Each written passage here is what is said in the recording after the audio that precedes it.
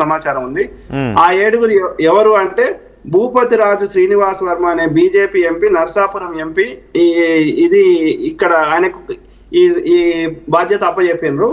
So అందులో దీని వెనకాల ఉన్న మాస్టర్ మైండ్స్ ఎవరంటే చిన్నజీఆర్ స్వామి, అమిత్ షా, భూపతి రాజు శ్రీనివాస్ వర్మ అనేది నాకు వచ్చిన సమాచారం.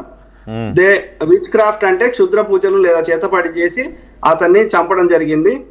నాకు ఇంకా వేరే వేరే సోర్సెస్ ద్వారా వచ్చిన ఇన్ఫర్మేషన్ కూడా అతని యొక్క తొడ మీద కట్ చేయడం కానీ, ప్రైవేట్ పార్ట్స్ కట్ చేయడం కూడా చేసిండ్రు అనేది పోస్ట్ మార్టం రిపోర్ట్ లో కూడా ఉంది. కాకపోతే ఆ రిపోర్ట్ బయటకు వస్తుందా లేదా అనేది అది వేరే ముచ్చట. సో అట్లనే కాంట్రాక్టర్ సుపారి గ్యాంగ్ ప్రవీణ్ బ్రదర్ యొక్క ఫోన్ తీసుకున్నారు.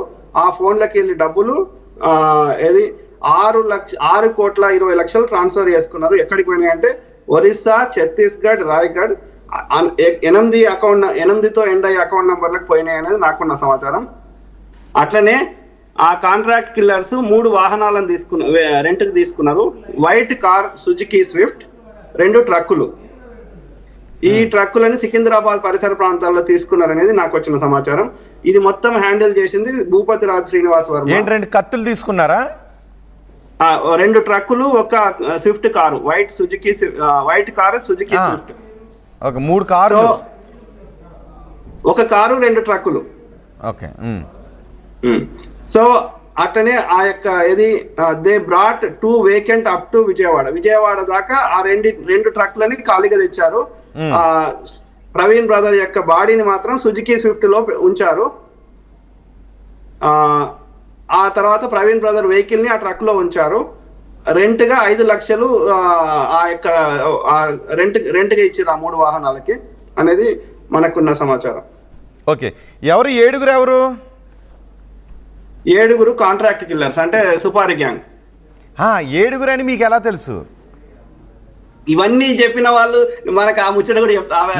అంటే దాచుకోవడానికి ఏమి డిబ్బీలో వేసుకునే డబ్బులు కాదు కదండి. ఒక మర్డర్ కేసుకు సంబంధించి 7 ఉన్నారు, 2 ట్రక్కులు తీసుకున్నారు, ఒక స్విఫ్ట్ కార్ తీసుకున్నారు, వెంబడించారు. ఇన్ని డీటెయిల్స్ ఉన్నప్పుడు ఇదే దాచుకోవటానికి లేకపోతే మనం మైండ్లోనే ఉంచుకోవడానికి కాదు కదా.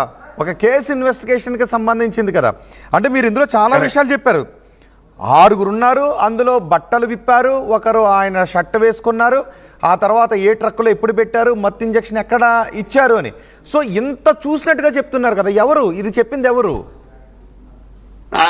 అది వాళ్ళని మనము బయట తీసుకురాలి కదా. అంటే నేరస్తులు మీరు దాస్తారా? మీకు తెలుసుండే వాళ్ళని చెప్పను అని అంటే లేదు.